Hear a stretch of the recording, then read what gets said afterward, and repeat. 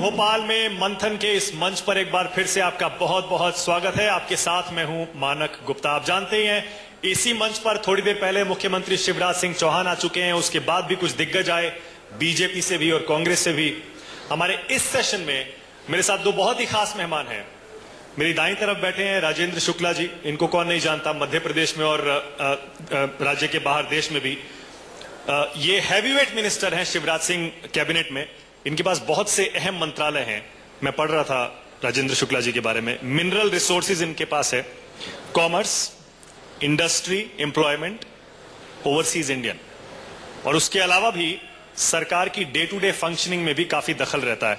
बहुत बहुत स्वागत है आपका राजेंद्र शुक्ला जी। और मेरी बाईं तरफ बैठे हैं, इनको भी किसी परिचय की जरूरत नहीं है, जयवर्धन सिंह, जो कि वैसे तो सिर्फ एक एमएलए हैं, लेकिन इनकी एक और पहचान भी है। ये पूर्व मुख्यमंत्री दिग्विजय सिंह के बेटे हैं। बहुत बहुत स्वागत है आपका भी जयवर्धन।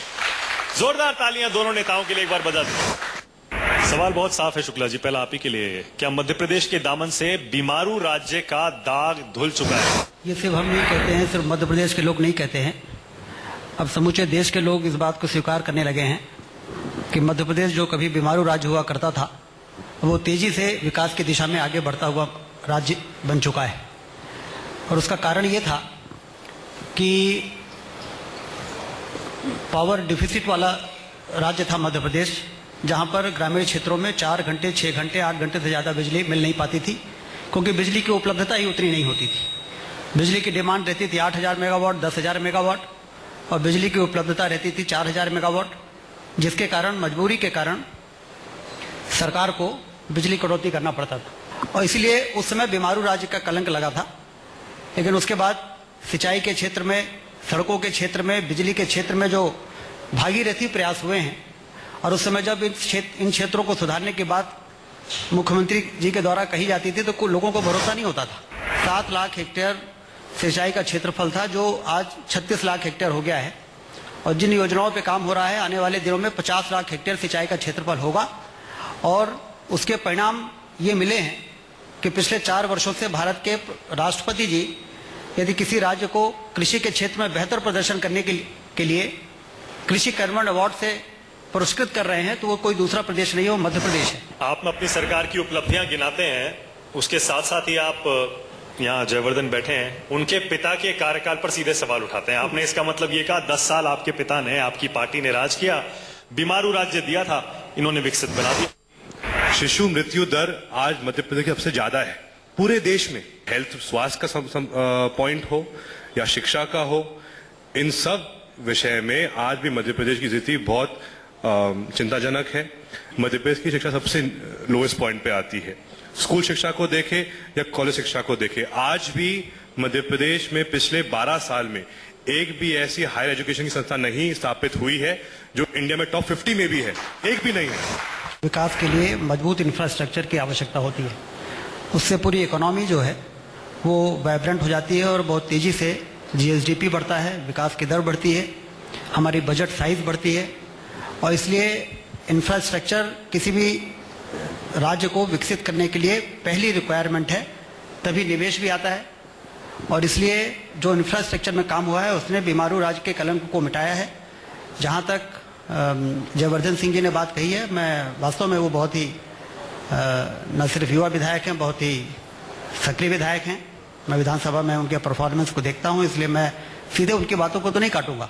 नहीं काटिए, क्यों नहीं काटिए? वो आप पर हमला कर रहे हैं, आप उनकी बात नहीं काटेंगे? नहीं, जो आप वो हमला नहीं कर रहे हैं। आपने जो युवा विधायक पे जोर दिया, आपने युवा पे, कहीं आप ये तो नहीं कहना चाह रहे कि अभी थोड़े नए हैं? हमला नहीं कर रहे हैं, ये तो नहीं कर रहे आप उन्होंने ये कहा कि पहले बीमारू था और अभी भी बीमारू है। अब हमें सिर्फ साबित करना है कि आप भी बीमारू नहीं है। और इसके लिए अच्छा। इसके लिए जो डेवलपमेंट हुआ है इंफ्रास्ट्रक्चर का, उससे हम बेटर पोजीशन में आए हैं। मैं आपसे ये कहना चाहता हूँ, जहाँ तक एजुकेशन की बात कही है, जयवर्धन जी ने बहुत सही कही है। और मुझे ये बताते हुए सभी को बहुत खुशी है कि हमने ग्रामीण क्षेत्रों में जो हमारे स्कूल, प्राइमरी एजुकेशन से जुड़े हुए जो मिडिल स्कूल थे, हाई स्कूल थे, हायर सेकेंडरी थे, लंबे समय से जिन स्कूलों में उस स्कूलों के उन्नयन की बातें आती थी, आप आंकड़े निकाल के देख लीजिए, 2004 के पहले जितने मिडिल स्कूल थे उससे डबल मिडिल स्कूल हो गए हैं, जितने हाई स्कूल थे उससे डबल हाई स्कूल हो गए हैं, जितने हायर सेकेंडरी थे उससे डबल हायर सेकेंडरी हो गए हैं।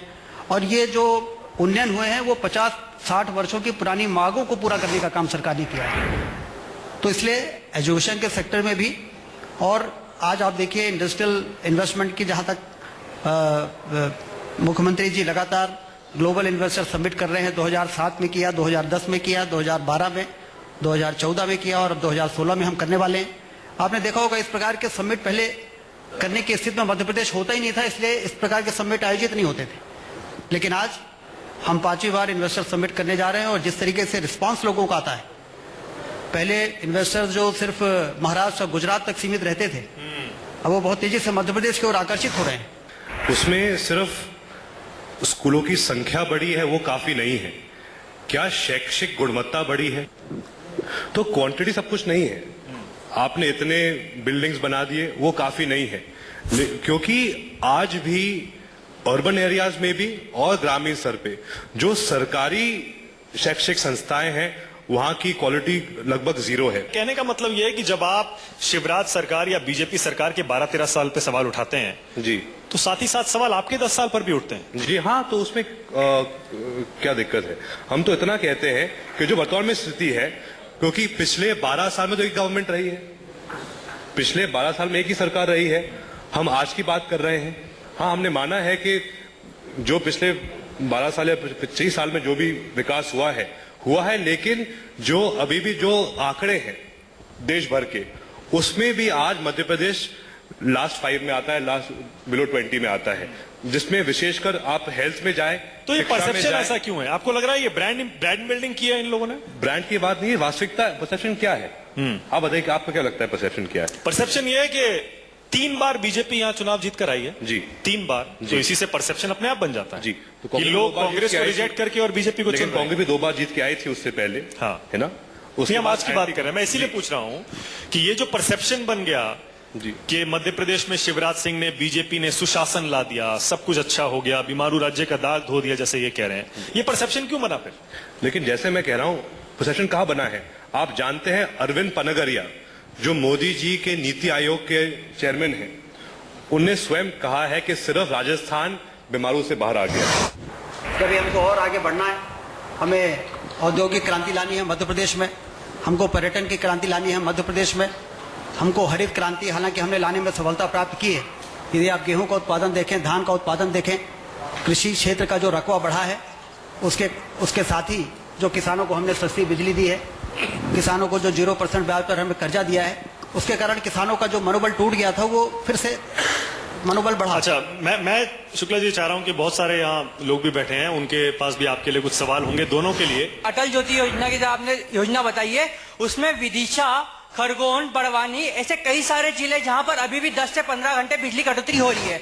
देखिए, जो आपने बिजली की बात कही है, 10 घंटे मिल रही है, तो 2 फीडर में डिवाइड किया गया है पूरे बिजली के डिस्ट्रीब्यूशन नेटवर्क को।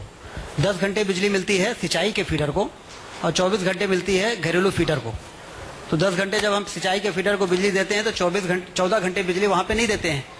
तो आपको लग रहा है कि शायद यहाँ पे 24 घंटे क्यों नहीं मिल रही है? अब जयवर्धन, देखिए, सरकार तो हैप्पीनेस के नाम से डिपार्टमेंट खोल रही है, इसका मतलब ये दिखाना चाह रहे हैं कि यहाँ तो लोग बहुत खुश हैं, और आप कह रहे हैं बीमारू राज्य। मैंने इस मुद्दे को विधानसभा में उठाया था कि जिस प्रदेश में आज भी इतनी अधिक संख्या में शिशु मृत्यु दर है, और जिसका मैंने पहले भी उल्लेख किया था, वहां पे हैप्पीनेस मिनिस्ट्री का क्या काम है? बताइए। वो ये उनके हिसाब से तो सब कुछ दे चुके हैं वो, नहीं, लेकिन सिर्फ लोगों के जीवन से थोड़ा स्ट्रेस कम करने के लिए एक नया मंत्रालय बनाया, उनका ये कहना है। क्या करेगी वो मिनिस्ट्री? बताइए। देखिए, हम लोगों ने ये अनुभव किया है कि लोगों के पास सब कुछ होने के बाद भी ये देखने में आता है कि वो खुश नहीं रहते हैं। जो जितना बड़ा आदमी है, जो जितना बड़े पद में बैठा है, परेशान है, और रात में नींद भी उसको ठीक प्रकार से आती नहीं है। और वहीं पे झाबू वाली राजपुर के इलाके में रहने वाला हमारा आदिवासी मस्ती से झूमता है, नाचता है, और उसकी प्रसन्नता देख के ऐसा लगता है कि आखिर प्रसन्नता का मानदंड क्या है? क्या शोहरत है, क्या पद है, क्या पैसा है? और इस आधार पर लोगों को के माइंड सेट को उस डायरेक्शन में ले ये जाना। कोशिश ये विकास के मोड में अब देश की जनता ने फैसला करना शुरू कर दिया है। एक समय रहा होगा जब विकास मुद्दा नहीं होता था, लेकिन कुछ राज्यों ने परफॉर्मेंस करके जब विकास जनता के सामने प्रस्तुत कर दिया तो लोगों ने विकास देख लिया और अब विकास के आधार पर मूल्यांकन करना शुरू कर दिया है।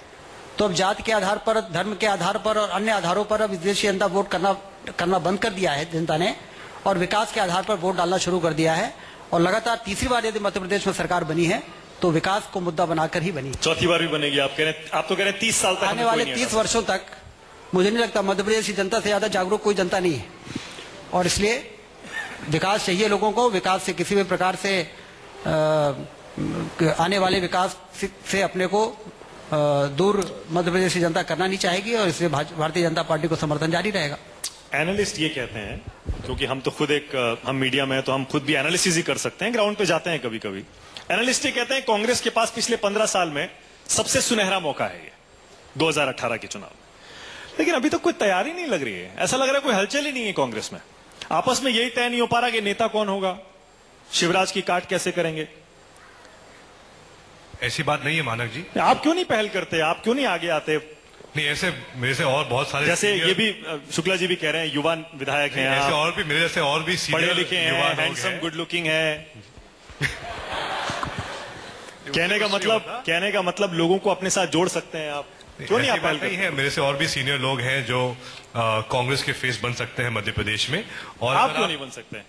मैं अभी फर्स्ट टाइम एमएलए हूं, मुझे अभी और खुद को साबित करना है पहले।